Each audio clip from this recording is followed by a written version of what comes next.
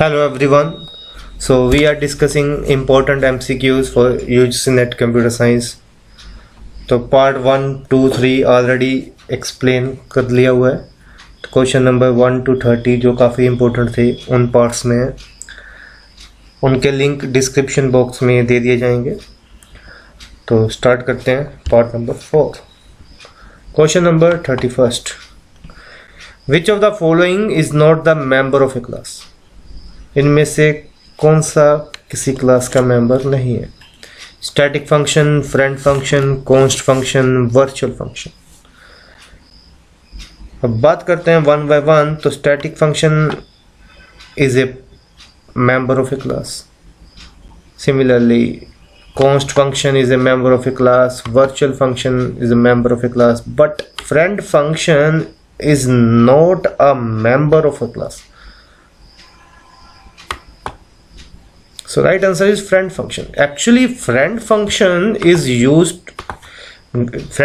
a friend of a class and is used to assess private members of a class. क्योंकि वो उस class का friend है. जैसे हम अपने फ्रेंड को कोई अपनी प्राइवेट बात बतानी हो तो बता सकते हैं.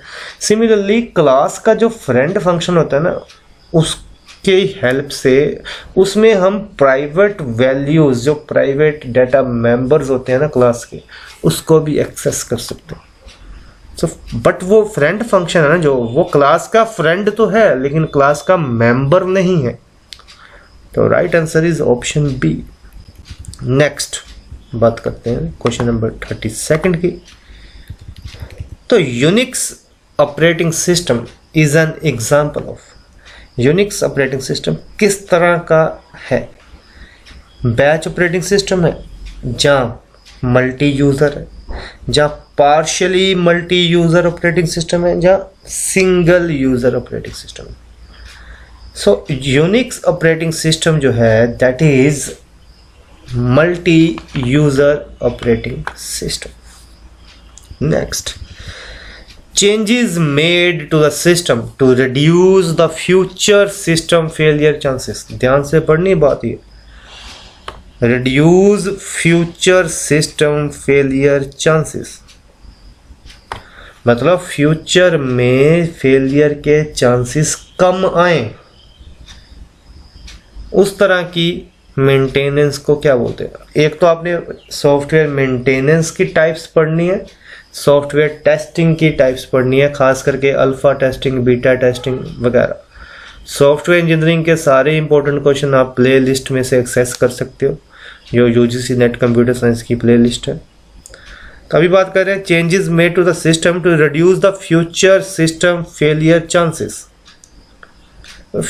फ्यूचर में फेलियर के चांस कम है, मतलब हम उसको धीरे धीरे क्या कर रहे हैं, परफेक्ट बना रहे हैं. तो इस तरह की मेंटेनेंस को बोलते हैं perfective maintenance. Next, the searching technique that takes of the order 1 time to find a data.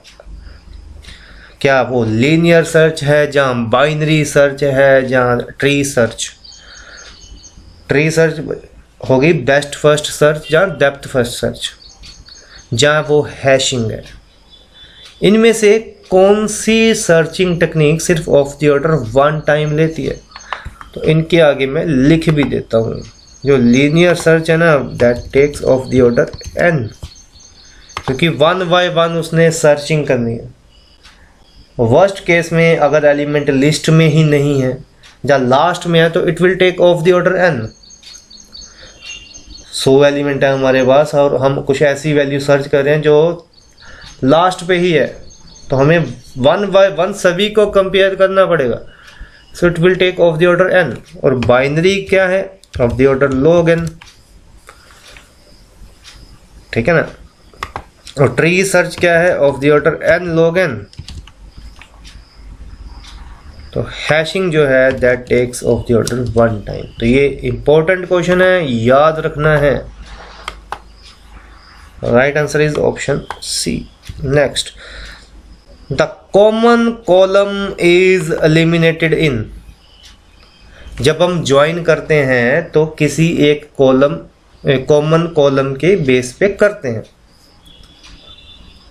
ठीक है ना। फॉर एग्जांपल दो टेबल है, दोनों में एक कॉलम है प्रोडक्ट आईडी, और जब हम ज्वाइन करते हैं तो क्या होता है, प्रोडक्ट आईडी 2 बार आ जाता है जब हम ज्वाइन करते हैं। तो हमने कॉमन जो कॉलम है प्रोडक्ट आईडी, इसको एलिमिनेट करना है।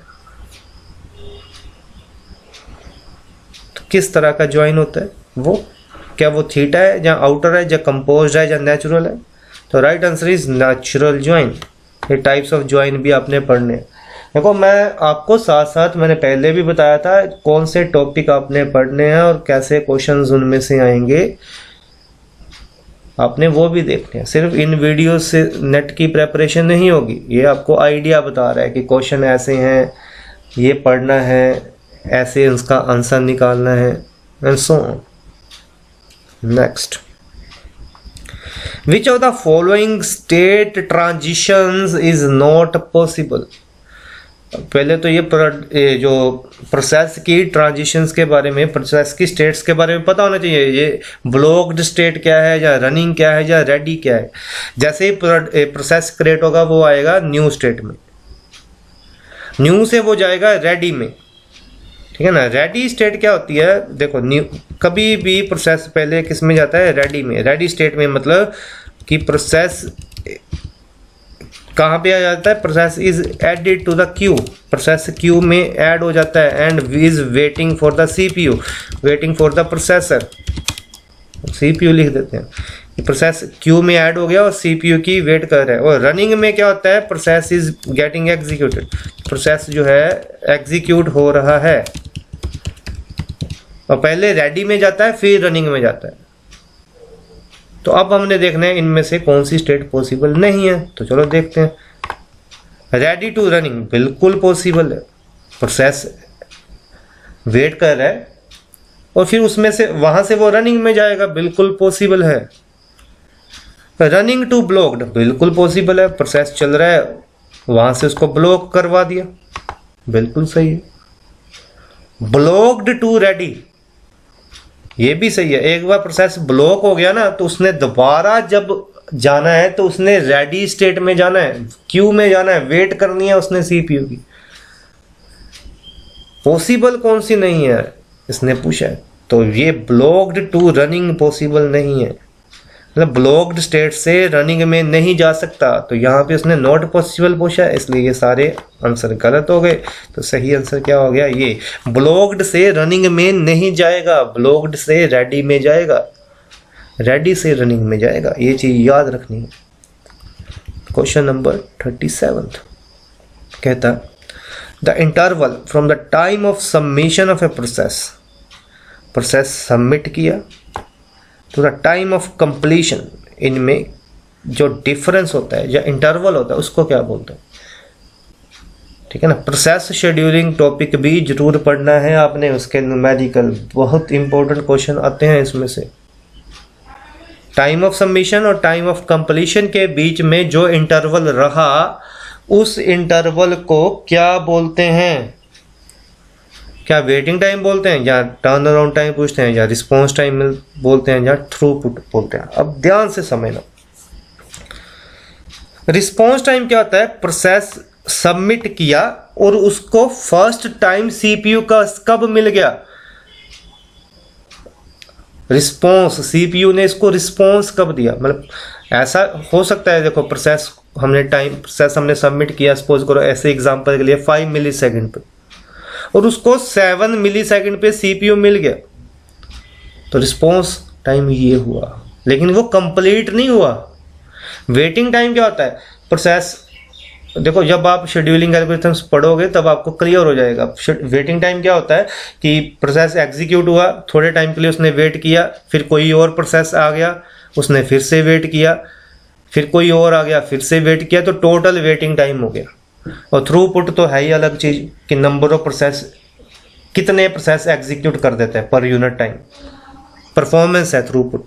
तो टर्न अराउंड टाइम की डेफिनेशन ही यही है कि सबमिशन टाइम और कंप्लीशन टाइम में जो डिफरेंस है, time of completion minus time of submission, that is the turn around time. Option B is the right answer. Next, in Unix which system call creates new process? Simple question है, आपको आता भी होगा, very easy, very simple. तो that the option right answer आपको पता ही है, fork. Next, by an extranet we mean, ध्यान से पढ़ना, ये एक्स्ट्रा नेट का क्या मतलब है? An extra fast computer network, सोचो इसके बारे में। The intranet of two cooperating organisations interconnected by a secure lease line, an extra network used by an organisation for higher reliability, an extra connection to internet provided to cooperating organisation. Extranet से हमारा मतलब क्या है? क्या वो extra network है, जहाँ वो एक्स्ट्रा कनेक्शन है, जहाँ वो एक्स्ट्रा फास्ट कंप्यूटर नेटवर्क है, जहाँ इंटरनेट दो ऑर्गेनाइजेशन को मिला के एक बड़ा नेटवर्क बनाया? तो राइट आंसर है option B, extranet we mean the intranets of two cooperating organisations interconnected via a secure leased line. Next question, अच्छा, रेगुलर एक्सप्रेशन यूज्ड इन, एक तो आपने कंपाइलर के फेजेस भी पढ़ने हैं, phases of compiler, very important. क्या वो सिंटेक्स एनालाइजर है, जहाँ सिमेंटिक है, जहाँ लेक्सिकल है, जहाँ इनमें से कोई भी नहीं है? तो रेगुलर एक्सप्रेशन, ये बड़ा इंपॉर्टेंट क्वेश्चन है, कॉमन क्वेश्चन है, इसको वैसे ही याद रख लो। रेगुलर एक्सप्रेशन कहाँ पे यूज होता है? लेक्सिकल एनालाइजर में यूज होता है। टोकन कहाँ पे यूज होते हैं? लेक्सिकल एनालाइजर में यूज होते हैं। ठीक है, अब इनके सिमेंटिक एनालाइजर में मीनिंग हम निकालते हैं, सिंटेक्स एनालाइजर में सिंटेक्स प्रॉपर चेक होता है, इनको पढ़ लेना एक बार। ये रेगुलर एक्सप्रेशन कहाँ भी यूज होता है? लेक्सिकल एनालाइजर में यूज होता है। क्वेश्चन नंबर 41, जिसका आंसर आपने कमेंट बॉक्स में देना है और इसको हम नेक्स्ट पार्ट में डिस्कस करेंगे। क्वेश्चन पढ़ देते हैं। रैड जो है एक linear sequential software development process model है। बड़ा सिंपल क्वेश्चन है, आप मे बी 90% ऑफ यू इसका आंसर पता होगा आपको। रैड का एक्रोनिम क्या है? क्या ये रैपिड एप्लीकेशन डेवलपमेंट है या ये रैपिड एक्शन डेवलपमेंट है, या ये रफ एप्लीकेशन डेवलपमेंट है या ये रफ एक्शन डेवलपमेंट है? तो इसके आंसर के लिए आपको नेक्स्ट पार्ट की वेट करनी पड़ेगी। तो जल्दी ही पार्ट 5 भी इसका अपलोड होगा। तो इम्पोर्टेंट क्वेश्चंस हम डिस्कस कर रहे हैं ताकि आपको आइडिया मिल जाए नेट की प्रेपरेशन का, और टॉपिक मैं साथ साथ तो बता ही रहा हूँ। All the best, thank you.